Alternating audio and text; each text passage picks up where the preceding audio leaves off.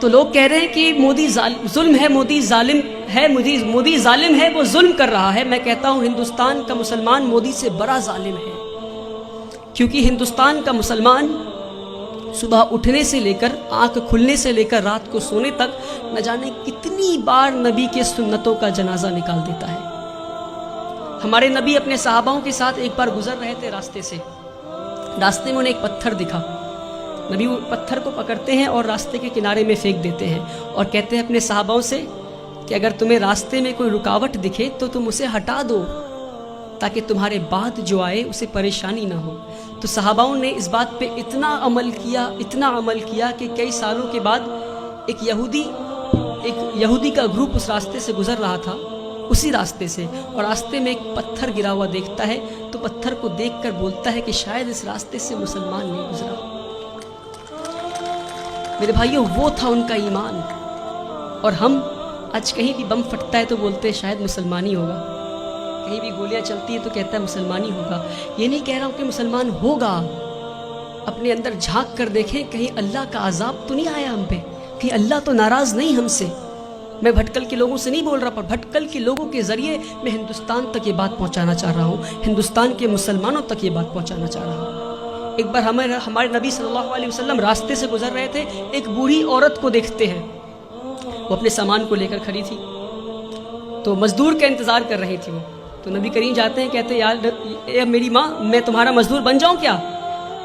وہ پورے کائنات کے سردار مزدور بننے کو تیار ہو گئے، اور آج ہم اگر کوئی جوتا پلٹ رہا ہوتا ہے تو اسے سیدھا نہیں کر سکتے۔ یہ ہمارے مسلمانوں کی آج وہ اکڑ ہے، پتہ نہیں کس بات کی اکڑ میں جی رہے ہیں، جس کی امت اس بات کی اکڑ میں جی رہی ہے، اس کا رسول دوسروں کی مزدوری کرنے کو تیار ہو گیا تھا۔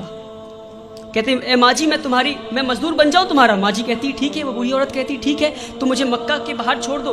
نبی کریم اس بوڑھی عورت کو مکہ کے باہر چھوڑنے جاتے ہیں، راستے میں بوڑھی عورت کہتی کوئی محمد آیا ہے، کوئی جادوگر ہے، اور گالیاں دینے لگتی محمد صلی اللہ علیہ وسلم کو۔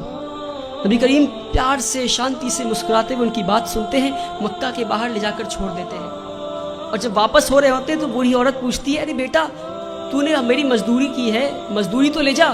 کہتے نہیں رہنے دو ماں۔ تو کہتے اچھا اپنا نام تو بتا جا۔ تو کہتے میرا نام محمد ہے، وہی محمد جسے تو گالی دے رہی تھی۔ میرے پیارے بھائیوں، ہم اس نبی کی امت ہے، اس بات کو نہ بھولیں۔ ہمارے نبی سے زیادہ بڑا مثال سیکولرزم کا اس دنیا میں نہیں ہے،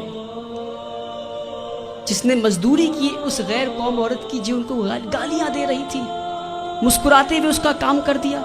اس نبی کی امت ہے ہم۔ جب طائف میں گئے تو انہیں اتنی پتھر ماری گئی کہ ان کا جوتا مبارک خون سے بھر گیا۔ تو جبرائیل امین نیچے آتے ہیں اور کہتے ہیں کہ اے نبی، آپ کہیے تو ہم طائف ایک ویلی میں تھا، تو 2 پہاڑ کے بیچ میں طائف والے لوگوں کو ہم کچل دیں گے۔ ہمارے نبی گھائل حال میں بھی پتھر کھا کے بھی کہتے ہیں میں تو یہاں رحمت کے لیے آیا ہوں۔ میرے بھائیوں، ہم اس نبی کی امت ہے، اس بات کو ہم نہ بھولیں۔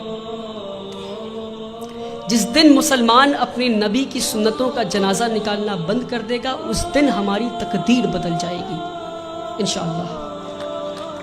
اللہ تعالی ہندوستان اور اہل ہندوستان کے دلوں میں اسلام کے لیے عزت اور مسلمانوں کے لیے پیار بخشے۔ اللہ تعالی اس دیش میں امن اور شانتی قائم کرے۔ وآخر الدعوانا والحمدللہ۔